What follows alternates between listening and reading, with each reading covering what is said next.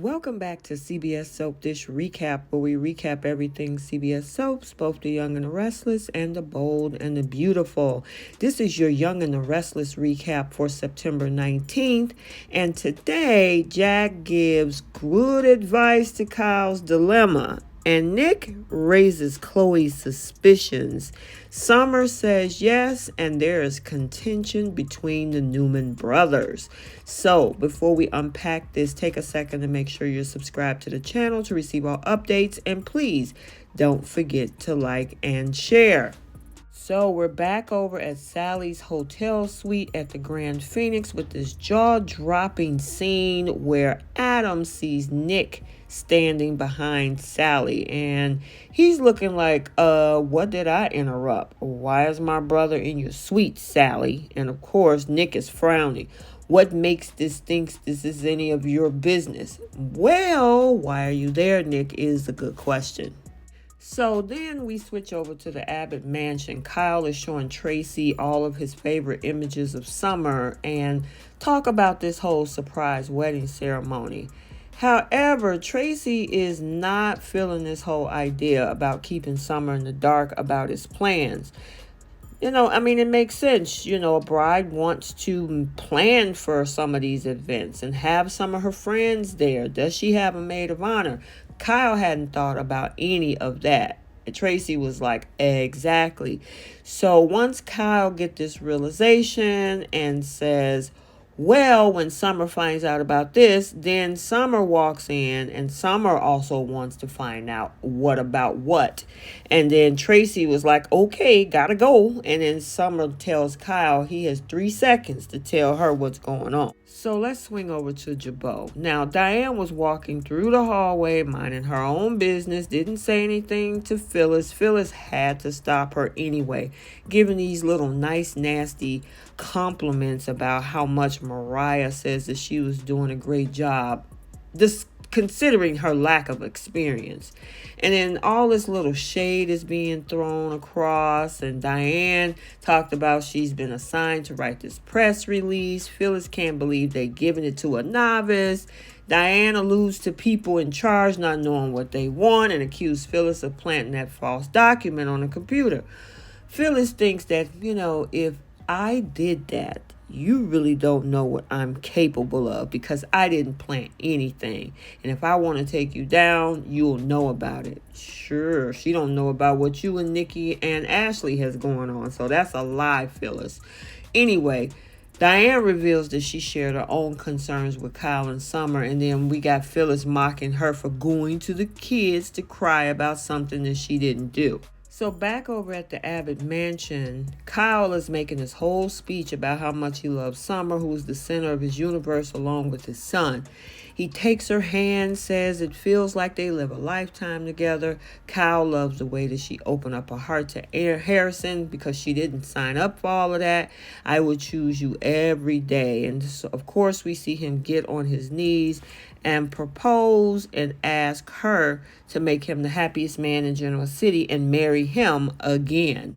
Now we're back over at Sally's suite, and this whole triangle is heating up because Adam tells Nick, when I'm ready to talk to you, I'll let you know. Nick says, it doesn't look like Sally has anything to say to him.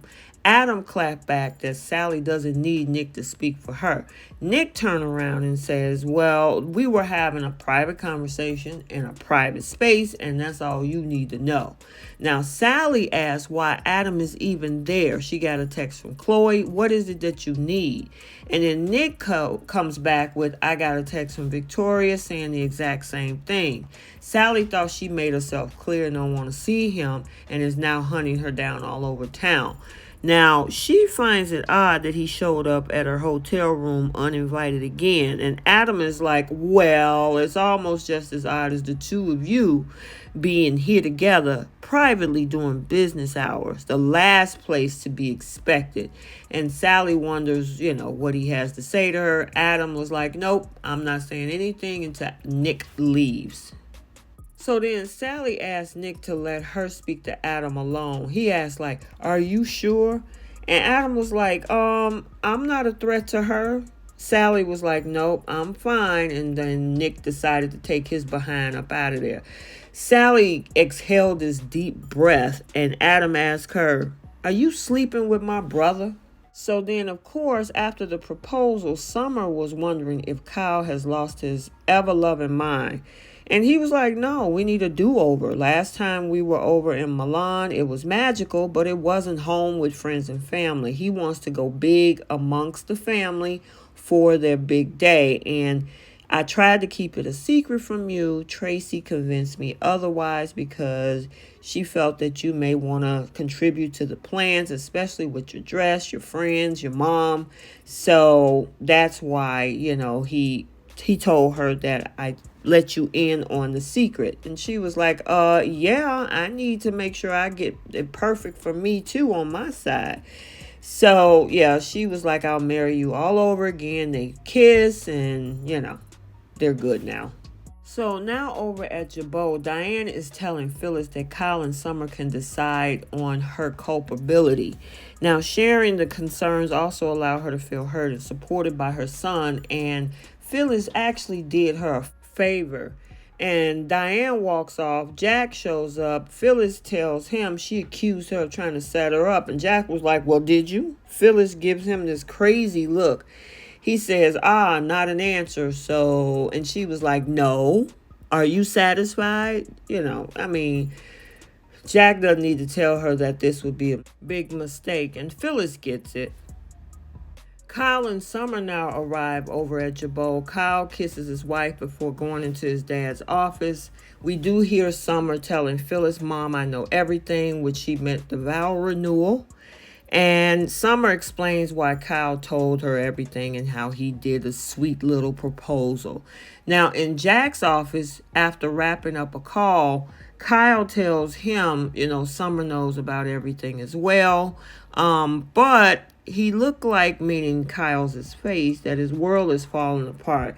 And that's because, Kyle, you made the crazy, stupid decision to have your mom and your wife's mom, who are arch enemies, working together at Marchetti. And Jack is like, it's counterproductive. I absolutely agree. And they knew this going in. Why did they sign up for this? It makes no sense to me. And Kyle questioned himself if this was a mistake to have them work at the same company. And the answer to that question, Kyle, is an absolute emphatic yes. Back over at the hotel, Sally is fuming because Adam asked her if she was sleeping with his brother, Nicholas. How can you even get that out of your mouth to form these words? Sally, if you're going to be that big, that bad, and that bold, and you this whole strong person, say it with your chest if you want Adam to move on. Just tell a man that, yeah, I'm sleeping with your brother. But no, she lied. She called his accusations baseless. I'm like, come on, Sally. Really? And I don't know, Sally complains about him wanting to play the jilted lover after dumping her. You were just 1 week off of almost kissing him on the rooftop, Sally. Stop. She goes into this whole thing about how they're all adults and they're free to do as they please. You can go back to Chelsea. Adam steps close because she don't know why all of this even matters. And he was like, well, it matters to me. That's why. The crazy thing is Sally don't know why it's important to him after all of the back and forth. Girl, please. She claimed that she believed that he was worth it and laid everything on her line, her career, her friendships. Girl, you didn't even have a job when you got here. Lauren can't stand you. And the only friend you have in town is Chloe. So it wasn't a lot. Adam actually was a lifeline to you because you were a town pariah, especially after what you did this summer. Anyway, now she claimed that she wants to prove that she's much more than one of his exes, and I can't keep doing this with you. I got to focus on what's best for me. Adam is looking, like, well, what is it, Sally? What do you want? She said his absence. There's no future for them because she can't forgive him for manipulating her.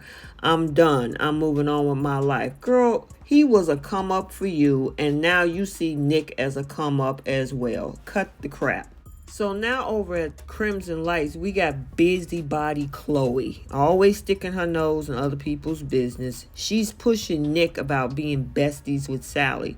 He gives her all of this want, formal talk about their business relationship when he just actually slept with her twice. When we're all supporting each other, that's how we grow. That should be our new mission statement. Whatever, Nick. He knows well as anyone else that, yeah, he's playing games, but he want to talk about the power of Adam's mind games and what that can do to women. But, oh, Sally's going to be just fine. And Chloe is just right leaning into this saying, oh, yeah, that's the plan. Back over at Jabot, Jack is telling Kyle that if Phyllis and Diane are causing problems, both of them get the axe. Kyle was like, both of them, no matter which one of the hands are dirty. And he was like, well, if you choose one, it's only going to make the problem worse. Now, I don't know about that because Diane was ready to quit last week. So maybe if she could get the axe, maybe it would be better. Anywho, he marvels, though, that they're doing a great job, and he hates to lose either one of them. But Jack suggests bringing them together and lay everything on the line and make his concerns clear, telling them that this is a zero-tolerance policy, no more shenanigans moving forward. So now we're over at Society. Cal sit down and had that same conversation with Summer, talking about warning Diane and Phyllis if they get out of line, they're done. Now, Summer thinks it's extreme, yeah, if it's your mom, not his mom, that they could lose valuable team members, but concedes that Phyllis is even getting competitive when it comes to even planning this wedding.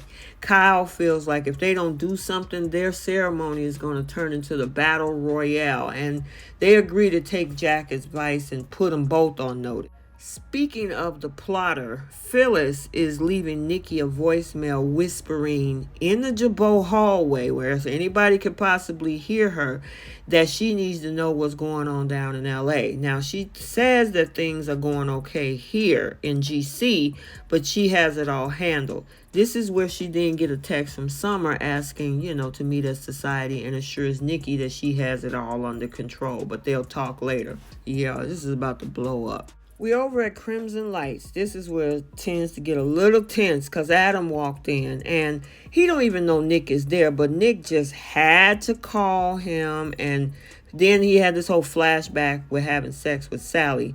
He says that whatever it is that you handled with Sally, that was pretty quick. Adam was like, okay, well, did it make you happy that she's available for another private meeting soon? And is this your way of getting back at me for leaving Newman? Have you told Victor? Nick asked, told him what? Adam, is like, oh, I know your dad is going to love this because this would be a great revenge plot. But he didn't think Sally was good enough for him. So what is he going to think about you sleeping with Sally, Nick, the golden boy? Now, Adam sat down and he was like, then there's Sharon. She ain't gonna like this one, Nick. And what about Summer, given the things Sally done to her? Nick was like, that's enough. Adam is like, oh, yeah, okay, I don't want to get you angry. I'm so sorry. Now, Nick tells Adam he's like a wrecking ball in every relationship he has. And Adam was like, if I need an analysis, I'll just call Sharon, not you. And he thought that, after everything we went through just recently, we had an understanding. And now that's just vanished. Why is that, brother? So nosy Chloe is trying to muse Sally about how much of a pretty good impression she made on Nick. Yeah, she made not once, but twice of an impression on Nick, who, of course, made it pretty clear that he is her number one fan now, giving lots of glowing praises.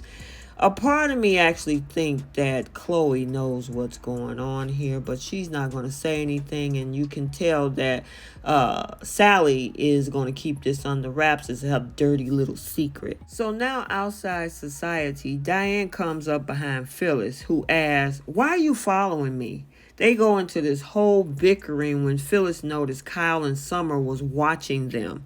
Phyllis was like, shut up, shut up, shut up. They plan this. Diane urges her, why don't you just try to behave for once. Phyllis was like, oh, I'm not worried, but you should be.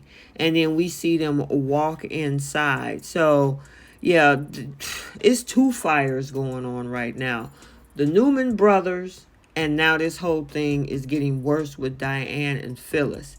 And in my opinion, with everything that they keep poking the bear with Adam, he got a grenade that he's sitting on with this whole Ashland Locke investigation. Victoria, Nicholas, and Victor has all been rude and disrespectful and mean to him in this past week. But this little move by Nick might be the pin that he might be able to pull that out of that grenade and just blow that Newman family sky high. So we'll have to wait and see. The other thing is Victoria got a game plan too, and Jack is going to give Diane an ultimatum this week as well. Okay, so there you have it, your Young and the Restless recap for Monday, September 19th, 2022. Stay tuned for the Bold and the Beautiful recap also for today. And until the next video, like, comment, and subscribe, and we will see you soon. Bye-bye.